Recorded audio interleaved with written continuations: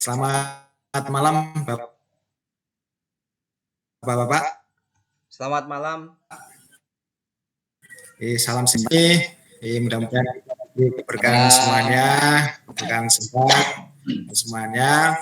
Kemudian untuk memulai hari ini kita dalam pembahasan modul ajar, mari kita untuk berdoa kepada Allah SWT, semoga pertemuan kali ini nanti bisa lancar, bisa diberi manfaat. Berdoa mulai, berdoa selesai.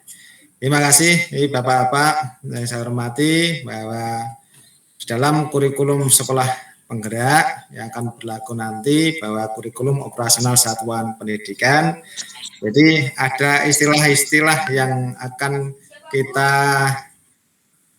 dapatkan, hal yang baru. Salah satunya adalah modul ajar. Jadi modul ajar, kalau dalam pertemuan berikutnya nanti kita akan bingung ya, persepsi dan sebagainya. Dan supaya tidak salah persepsi, mari kita lihat tayangan yang kita buat untuk membahas modul ajar. Bentar, ada proses untuk penayangan modul ajar.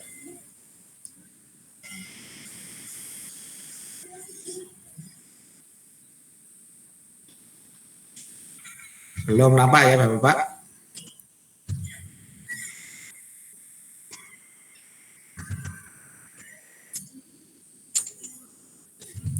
Ya.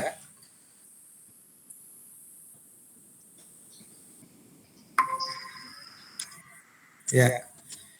Ini Bapak-bapak, tayangan kita membahas tentang modul ajar. Iya, modul ajar itu apa, bentuknya seperti apa, dan apa nanti kegunaannya kita pada saat melaksanakan pembelajaran di kurikulum pembelajaran ini. Modul ajar, sebelum kita membahas tentang modul ajar, Bapak Ibu coba ya. Mungkin Bapak Ibu pernah mendengar tentang modul ajar. Jadi modul ajar itu apa? Ya. Persepsinya apakah sama dengan modul yang akan kita bahas ini? Bagaimana Bapak modul ajar? Buku yang digunakan ajar, untuk ya? mengajar, Pak. Buku yang digunakan untuk mengajar. Jadi modul ajar itu apa? Apakah sama dengan modul yang dibawa anak untuk pendamping buku mata pelajaran atau bagaimana? Ya, untuk itu marilah kita lihat tentang modul ajar. Nah, itu tujuan untuk kali ini, tujuan pelatihan hari ini, kita dapat nanti diharapkan dapat menjelaskan tentang definisi modul ajar, kemudian kriteria apa yang akan digunakan dalam menyusun modul ajar, dan bagaimana kita bisa memahami prosedur dalam menyusun modul ajar. Untuk slide selanjutnya, Bapak Ibu, ya. Jadi konsep tentang modul ajar, ya ada beberapa macam. Ini ya, modul ajar adalah sejumlah alat ataupun sarana, ya. Kemudian metode, petunjuk, dan pedoman yang dirancang seorang guru secara sistematis dan menarik. Ya.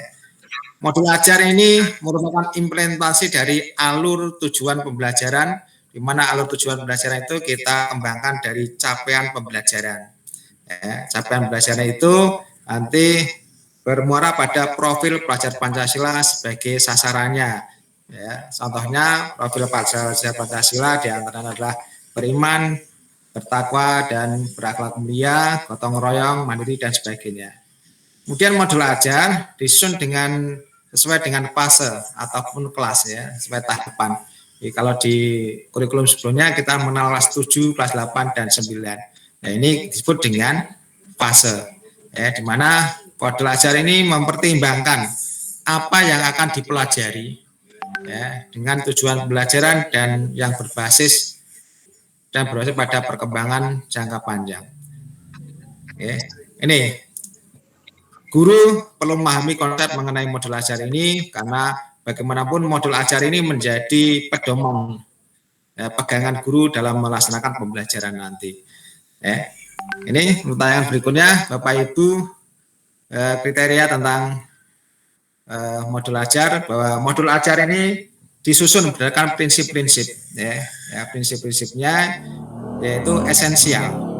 Esensial, Bapak Ibu tahu tentang esensi, protein, makanan esensi dan sebagainya.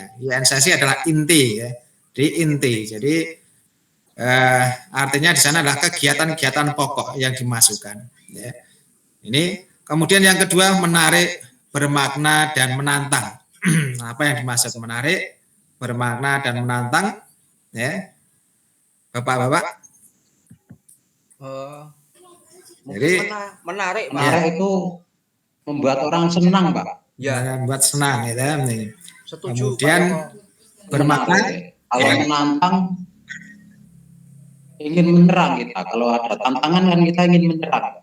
Oh ya, jadi ya gitu, bagus ya. Ini menarik karena memang sesuai dengan keinginan anak. Jadi kalau ada anak-anak suka akan mainan, ini saking nangis-nangisnya ingin meminta mainan itu. Nah ini pembelajaran yang menarik, anak merasa kekurangan nanti ya, karena menarik sesuai dengan keinginannya.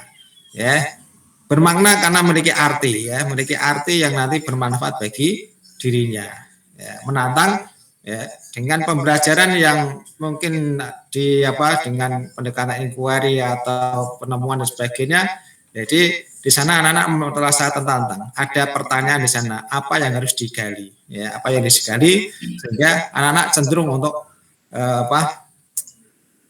seperti halnya anak-anak bermain yang menantang, misalnya main flying fox. Nah, ini kan anak-anak merasa tertantang harus berani. Nah, ini prinsip menarik, bermakna dan menantang. Kemudian kriteria yang lain yaitu relevan dan kontekstual. Jadi di sini memasukkan yang namanya kontekstual, berarti sesuai dengan ada suatu kondisi yang sebenarnya, ya. Dan materi mengandung suatu peristiwa yang baru, ya, yang bisa dikatakan kalau dalam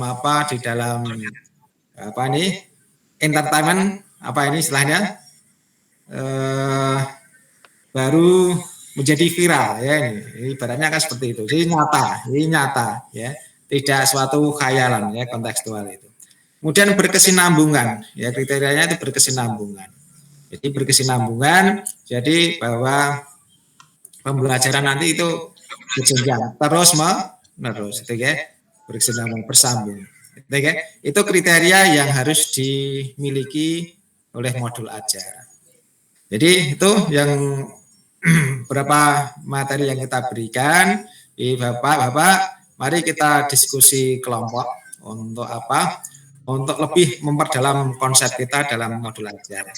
Jadi bapak-bapak bisa bentuk kelompok. Di sini kita akan ada salah satu pertanyaan, ya, ini salah satu pertanyaan yang harus diselesaikan, yaitu jelaskan bagaimanakah prosedur penyusunan modul ajar itu.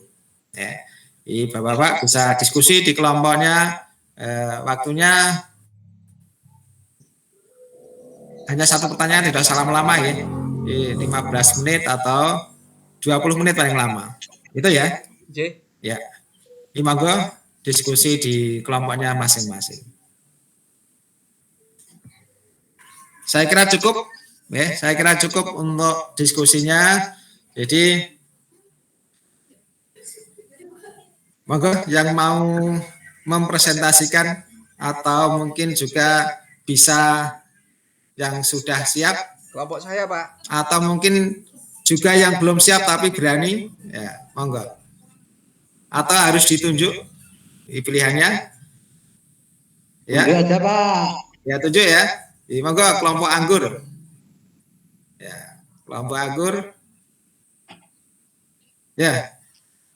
Selamat untuk kelompok anggur. Mari kita beri aplaus kelompok anggur tentang presentasinya, ya.